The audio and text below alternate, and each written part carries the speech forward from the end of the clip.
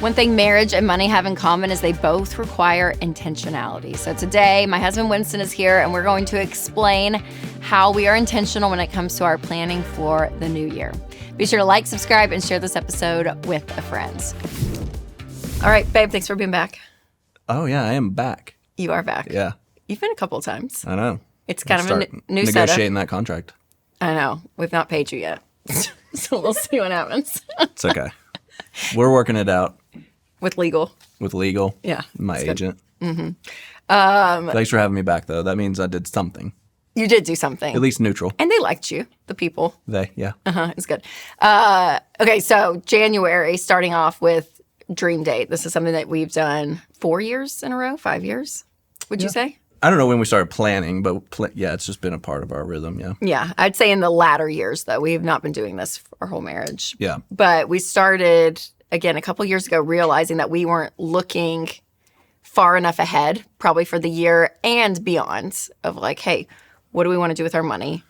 What do we want to do with our schedules, our time, and all of it? We were kind of like month to month, week to week versus day by day. Day by day. Probably because we're having babies and surviving. And we can actually breathe. And we're like about 5 years from now. I know. So we decided, okay, we kind of started off the Dream Date, started off with just dreaming. Remember that? We went to dinner downtown, and we like got out a sheet of paper and just started like writing down. Long term. Big goals, yep. Yeah. From travel, the pool came out of this. They weren't even goals. They were just like they were just dreams. Like, what would be fun or out of the box or crazy or whatever. Like, yes, yep. And then they started to become a little more like formalized and like things that we want short term, long term. Yep. Yeah. Being able to prioritize the list to say, okay, what's actually realistic or what parts of this could we actually do? Yeah. So that was kind of the beginning. So it was very casual. And then now, fast forward probably 5 years, now we kind of have a system in place. So when we meet, we usually do breakfast or lunch in January to look ahead. And you usually bring your computer. Because dinner's a little too ridiculous to bring a computer to. So it's a little more like casual. Yes. Yeah. Bring a writing utensil. You really do that at dinner. Yeah. You know? Yeah. It ruins the vibe. the glass so yeah, line breakfast, lunch. And this is what we do. I guess you could do anything. Yeah, but this is us. This is what we've started doing. And then we first look back on the year, and we look at every dollar and look at that, because every transaction that we do, from like moving money from our checking to our savings to our giving to literally every like grocery transaction. I mean, every single transaction that comes out of our account. Isn't that crazy? Pretty convicting. It's tracked. Because it breaks it into percentages of like, here's how much you're saving. Yeah. Here's the percentage of income you spent. And yes. It's very it's kind of revealing. You're like, oh, wow. So with every dollar, you can look back at the whole year, and it gives you this pie graph, and it's color coded. So you can see out of the income you've made, what percentage did you give, save, spend. And then even in the spending, like you were saying, it's like lifestyle, food. It goes very specific. So you see, oh my gosh, this is like where all of our money is going. So as like the money expert, do you ever look at that and think, oh my gosh, that's a reflection of like me, who I am, of who you, you like? Well, our savings, I kind of panicked. I think it was 2 years ago, because I was like, oh my God, our savings, like that's a reflection of me. It doesn't look as well. No, it didn't look as big. Oh, it wasn't. It wasn't. Okay. And then I realized I didn't track in. Then I realized I didn't track in every dollar. Like probably 6 months, that transaction I never put in the savings line item, so it didn't show up. Oh. So then I went back and corrected Problem it. solved. And I was like, oh, thank God.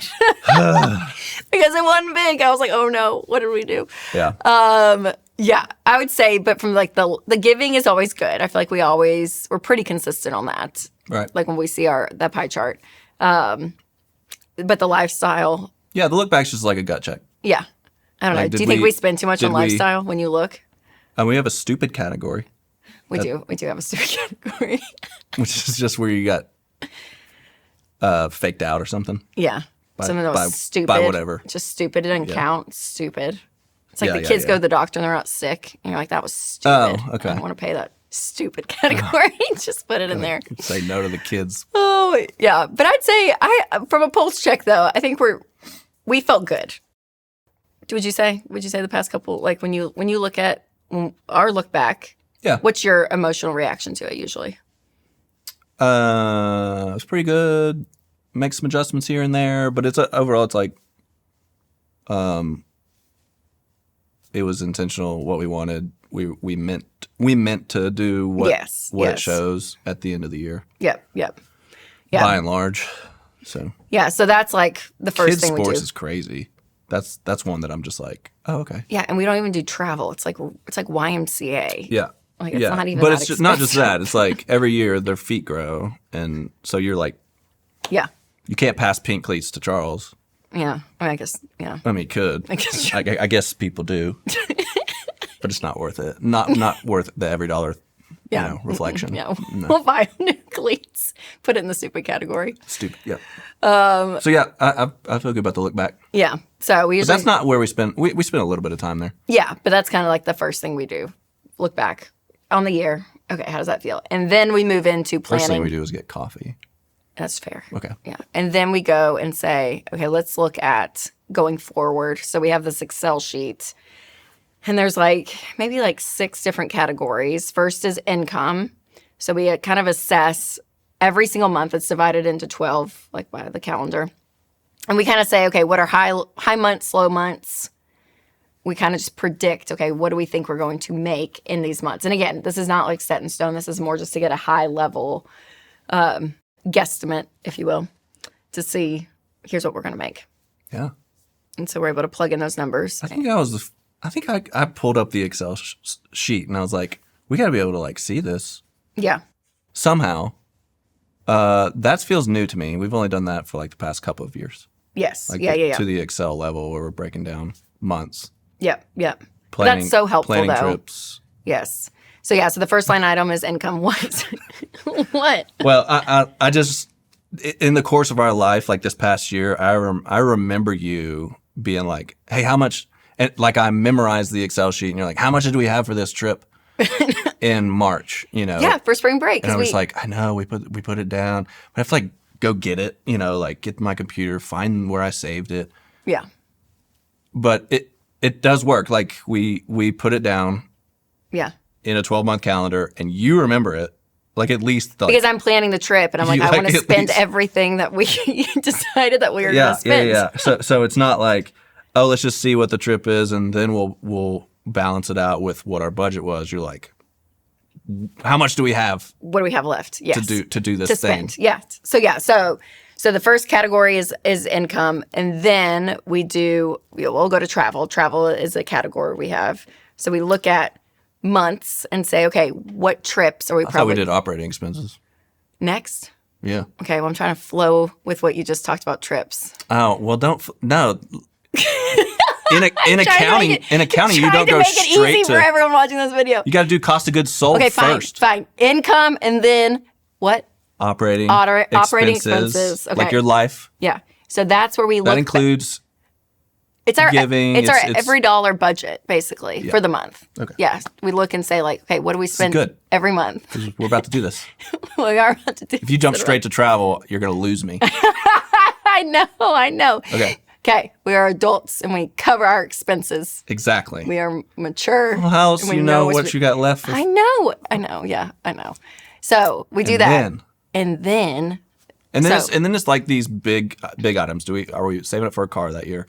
Is there it's not just travel, but it's travel is its own line item because we do look through and say, okay, we have spring break.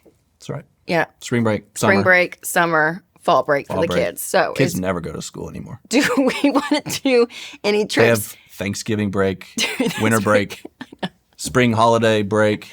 Spring holiday break and spring break are 2 different breaks now. Apparently, it's a lot. Yeah. So there's travel, and then there's whatever else we can think of, which is important. Yeah. So then we do kind of that dream category, which is the big stuff of okay, do we need to replace a car? We built a pool 2 years ago, so I feel we had money in each month of what was going to be owed as we're building the pool. That was a thing. Yeah, and if you're doing a construction project and they don't give you a payment schedule, then ask for that so that you can plug it in. I know. I'll just reveal to you what I'm going to talk about in January with you. Oh. I want to. This is happening right now. I do want to do some updates to the house. Insert row.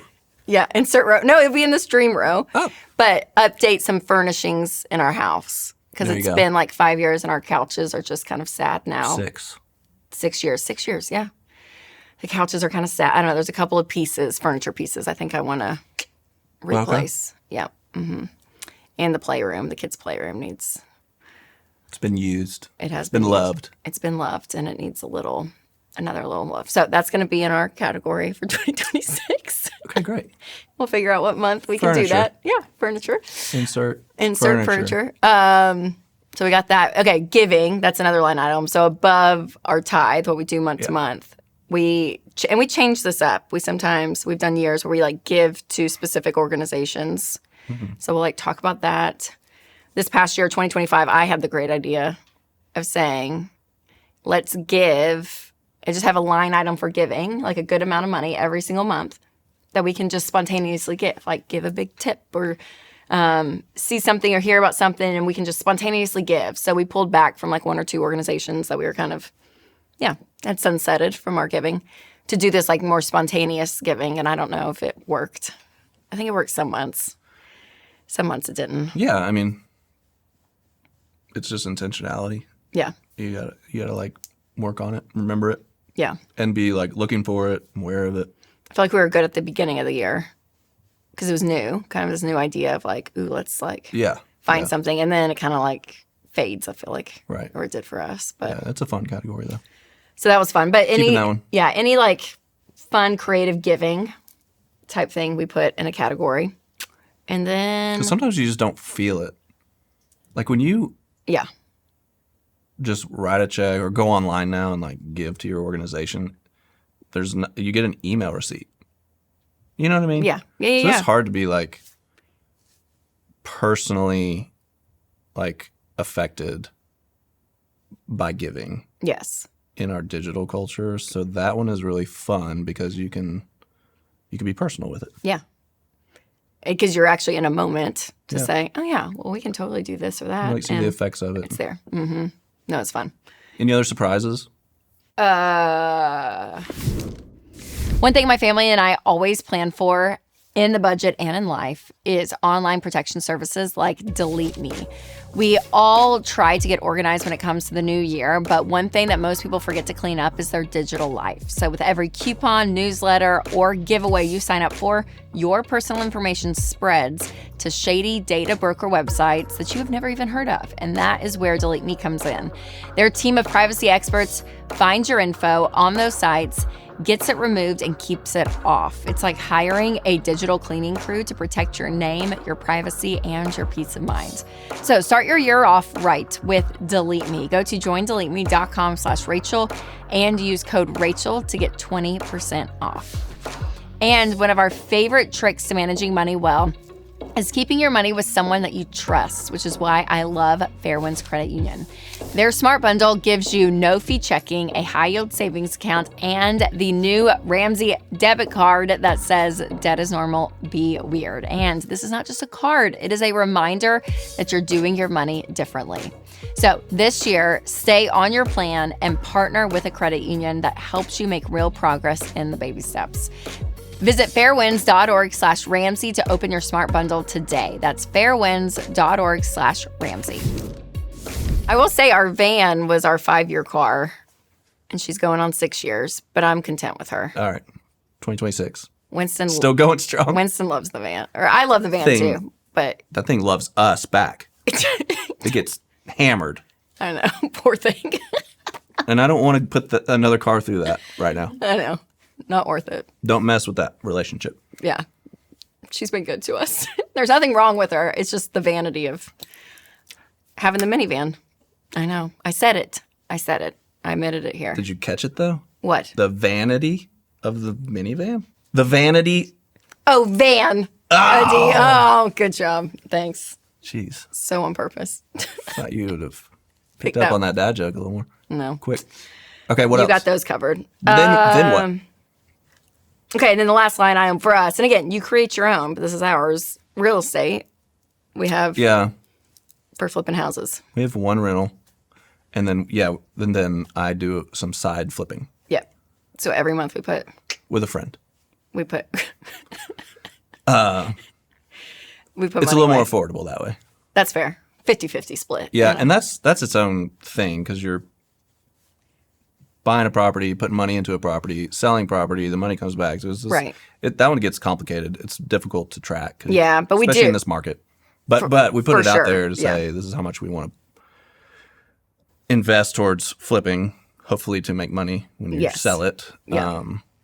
So that is one. That was a category for us. But you could have, that could be whatever side business you have. If you have a side hustle, how much money do you want to put towards it? Yes. And I also bring the income back into it as well that I'm hoping for as the year rolls on. Yep. Hopefully like around spring break. Why? To make some money to pay for our Because you're like, how much was that? How much was that one? I know. Kidding. But yeah, that's like, I think those are all the categories in the Excel date. And then date breakfast. Long term? Oh yeah, and then we still dream. And then we will take a moment just to say, okay, what's like big things in the next 3 to 5 years? What would we want to do, right?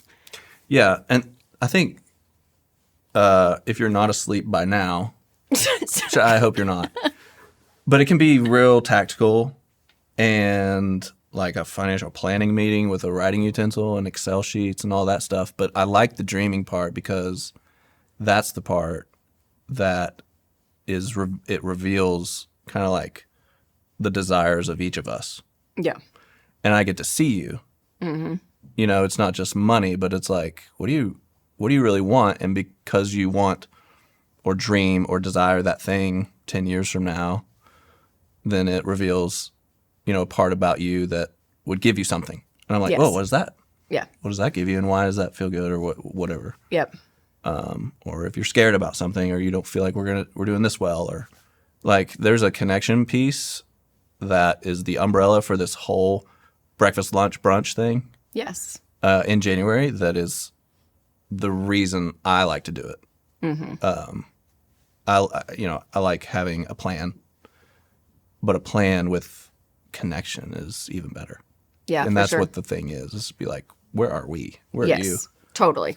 Well, because you end up talking about life through it all, anyways. Of like, okay, I mean, and everything Charles from like can't have pink shoes, or what? Yes. Or you want to save up. You may want to retire with a second home or something. Right. And I'm like, where did that come from? I didn't know that. Yep. Let's talk about that. What do we want to do? Yeah. Is that what you want to do for when the kids are gone? And then you start to be like, you start to learn things about each other. Yes, totally. That are helpful, that you just don't talk about day to day. No. So that's why this is super beneficial. Yes, and giving the space for it, because we always talk about how money, it's, the number, to your point, it's like the numbers and the percentages and all of that. But it is so emotional because it so reveals how we want to live life, right? And so as a couple, to sit down to, being intentional and planning is very helpful from a logistical standpoint, but also to your point, the emotional connection, the conversations that come out of it. You're just like, oh my gosh, okay, I didn't realize this or that, or I want to do that too. Ooh, that does sound fun. And it adds energy and excitement to the future because you need money in order to do things in life. Not all things, but a lot of things. And so being able to be in unison and see that together is really big. Do you feel like a lot of couples ask, like, if you're on opposite pages on something, like how you come to agreement if there's something that you're like really disagree on? And I'm trying to think if there's anything that's come up that we like fully, if there was like a hard stop. I don't think there's been like a specific example, but what would you say to couples? I don't think it has to be that extreme. I think most people are gonna come at this from two different family of origins, two different personality types, two different tendencies, two different ways to see money. And so like our pattern is, let's take a spring break trip and you throw out a number and I throw out a number. If we put a number down and we tore off the piece of paper and folded it up, put it in a jar, I think we would all know which one, like our kids would know who put that one, who put this one, because it's a larger number to travel. Mine's just going to be like, I'm good. Like, I'm good. Let's just go to Gatlinburg and get a Holiday Inn. Yeah. and put the kids in some chlorine, and they're gonna love it. and we'll just get creative, make some stuff up. Yes. And so Our low maintenance man. So that like that, those conversations are real, where you're gonna be like, hey, for this, I want to go do this thing, and it's gonna be big, and you're gonna plan it all out, and we're gonna.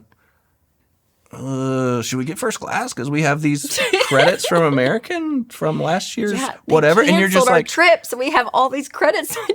We did have that conversation. I already know. See, I'm giving you Should we use it your script. Upgrade? This is it.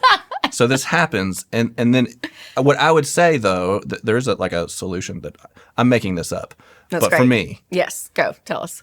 Bringing like my heart and my honesty to the table. Why am I feeling so like insecure about spending money that would be budgeted on an Excel sheet at brunch at the first of the year? What is that about me that like feels so insecure about loosening up and having a budget to say, okay, there it is. Now we can spend it to go and do it freely, right? Yeah. And what is the inverse of that for you? If I want a savings goal or something, you rarely say no though to me saying like, I want to do this house, or if it's spending, it's something, but yeah. I know it would be not doing something. It would be less about like, because at least saving for me, there's some kind of movement forward, which is exciting to me. That's energizing. Even if it is saving, I'm like, oh, well, at least we're like doing this. It would be like, we're too busy. We're not going to do. We're just not going to go. Yeah, that would be like. We're not going to do two trips. Crap. During summertime or whatever, or during the year. I mean, both of our families are still doing trips. Like our parents are still doing trips. They're still alive and going. So that would be mine. It can become very like overwhelming to me. Mine would feel suffocated, and like if we have the ability to, freedom's getting squashed. Yeah, hate that. Yeah. So so I don't think it's like, oh my gosh, we're on these opposite hard stop. We're fighting it out. I would just say bring your heart to the table. Yeah. And be curious about yourself. Be curious about your spouse. Mm-hmm. You're not in opposition. Yep. You're at least there together. So that's the first step. Good job. Mm-hmm. You had to show up and book a babysitter or whatever. Right. But I don't know any other way except just to bring yourself to the table and be like, well, this is where I am, and let it happen. Let it go at that point. And I would say not every decision has to be decided at that brunch. Like if there are some things that, I'm kidding. that are this is very important. We have to, you know what I mean? Like if there is a tension point, it's okay to table it and be like, hey, let's come back to this next weekend, right? And so give yourself that freedom too. But go reflect. Yes. Yeah. That's good. Yeah. So, but it's been helpful, I think, for us, this new rhythm that we've been in the past couple of years, looking ahead, and it's the dream date. Not that kind of dream date, but it's a good date. You know what I'm saying? Yeah. Well, yeah, it's not like, oh, this is a dream. Like, we're going to go to the spa and like. Dreaming. Dreaming date. That's a good way of putting it. Make it a verb. That's right. So good. Well. Thanks for having me back. Yeah. Thanks for coming back. Talking Excel and your heart and connection. That's what we love. That's what we love. Okay, so Winston and I talked about, again, when we look back at the past year, kind of where we were at, looking ahead for the next year and planning, and then just dreaming in general. Like, let's talk about when the kids are in high school. What does life look like? So just having fun with those conversations. So those are great ways to kind of plan out if you and your spouse are going to sit down together, or just even yourself to say, hey, let's plan out the year. But you have to do the basics if you haven't yet. And this is a crucial first step. So these are things that, again, are not maybe as fun and exciting, especially to all you free spirits out there, but things that you have to do before you can go and do a dream date. Okay. You first need a monthly budget. Remember Winston and I talked about, we know our expenses every single month that we're able to plug in. We would not know those if we were not doing a budget. So making sure you're doing a monthly budget, you're tracking your expenses, and that needs to be a rhythm that you have day in and day out throughout the year. So that way, in the next dream date cycle, you have all that information. You also want to make sure that all of your insurances and wills are in place. So this is really important because, again, this is like the adulting stuff, but making sure that you, number one, have a will. If you don't have a will, you need a will, you guys. This is something that a lot of people skip over in their life. And when something happens to you, it takes like untangling all this information, and it's so hard on your friends and family. So creating a will, making sure that's in place, and then also revisiting your insurance. So insurance is one of those things that a lot of people just, they set aside and they don't revisit it. So there may be insurances that you don't have that you need. You may have some that you have that you can just cancel. And then there's some that you may be able to adjust what you're paying and actually save money. So here are the insurances that you need. You need homeowner's insurance if you own a home, or if you're renting, renter's insurance. Auto insurance, term life insurance, health insurance, identity theft, long-term disability, and long-term care if you're over 60 years old. And I would get an umbrella policy if your net worth is higher than $500,000. So those are the insurances. Again, this is like the adult stuff that's kind of boring, but making sure that those are in place, it's really, really important. And you can check in on those every single year to make sure that nothing has changed in your life, right? If you have a kid or you get a different car or you move, like if something big happens, your insurances may reflect that. So be looking at those every single year. Also looking at your financial goals, which again, you may be talking about in your dream date. I would also say know your net worth. If you've not added up everything and subtracted your debt to kind of know where you're at baseline wise, I think it's a great practice to do. Also pull your credit report. This is something to do every single year to make sure that nobody has stolen your identity and using it. And so again, this isn't necessarily your credit score, but this is just looking to see, okay, if you've interacted with debt or if someone has, when it comes to your name, which would not be good, you're going to know. And you can pull your credit report for free at TransUnion. You can do Equifax or Experian. Those are 3 companies that offer it every single year for free. Okay. The truth is though, depending on where you're starting, you have to be intentional with your money. So for some of you, again, it's going to be going back to the basics, like a budget. So if you are not doing a budget every single month, that is something that is great. Every dollar, Winston and I mentioned it, but we use it. And this is a great baseline in general to start talking about money. Because if all of this was kind of overwhelming and you're just starting from the beginning and you're thinking, oh my gosh, this is a lot, just start with the budget. That's going to be plenty for you to do for the next month or two to really get in a rhythm of doing it. I'll put a link down below for every dollar because it's free and it's amazing. All right, for more conversations between me and Winston, you can check out another episode that we did, Money Lessons That We've Learned in 15 Years of Marriage with Winston Cruze. You can click right here, or if you're listening on podcast, you can click the link below. All right, you guys, remember to take control of your money and create a life you love.